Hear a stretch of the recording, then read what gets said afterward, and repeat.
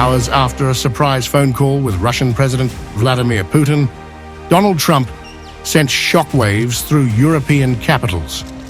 Standing before reporters, the US president declared that negotiations to end the Ukraine war would begin immediately, catching key American allies off guard and fueling fears of a major policy shift toward Moscow.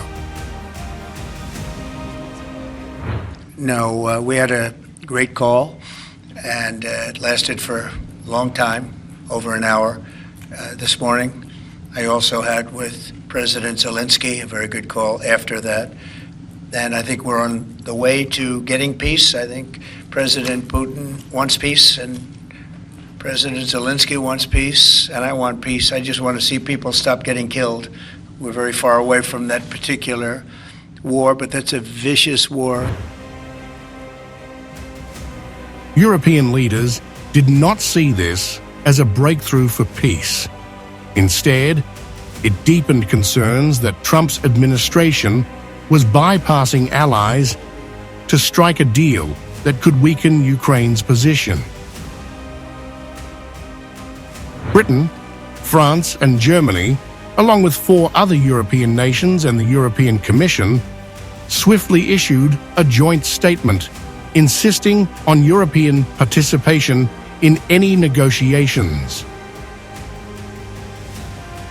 Ukraine and Europe must be part of any negotiations, the statement read, warning that only a just and lasting peace with firm security guarantees would ensure stability. The timing of Trump's call with Putin could not have been more disruptive. In Paris, top diplomats from France, Germany, Britain, Poland, Italy, Spain, and the European Commission had gathered for a long-planned meeting with Ukraine's foreign minister. Their agenda: defense coordination, Ukraine's future security, and upcoming discussions with Washington. But the meeting unraveled after US Defense Secretary Pete Hegseth, in an uncharacteristically blunt statement, signaled a major shift in American policy. We will only end this devastating war and establish a durable peace by coupling allied strength with a realistic assessment of the battlefield. We must start by recognizing that returning to Ukraine's pre-2014 borders is an unrealistic objective. Chasing this illusionary goal will only prolong the war and cause more suffering. A durable peace for Ukraine must include robust security guarantees to ensure that the war will not begin again. This must not be Minsk 3.0.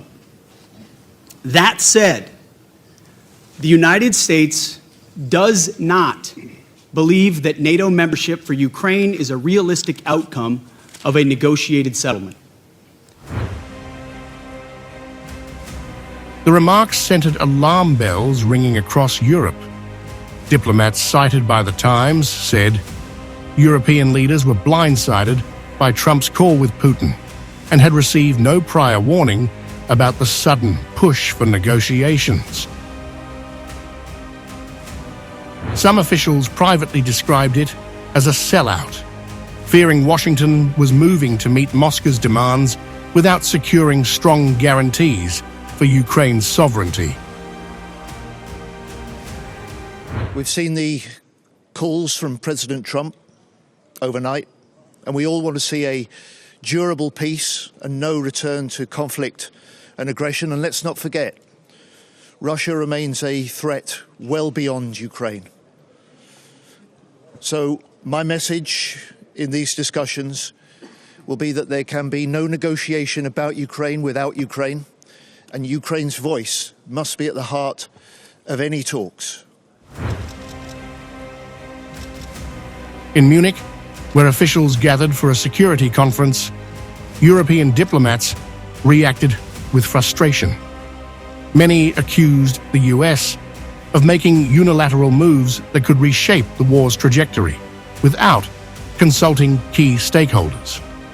Some warned that Trump's direct engagement with Putin risked emboldening Russia and weakening Ukraine's bargaining power.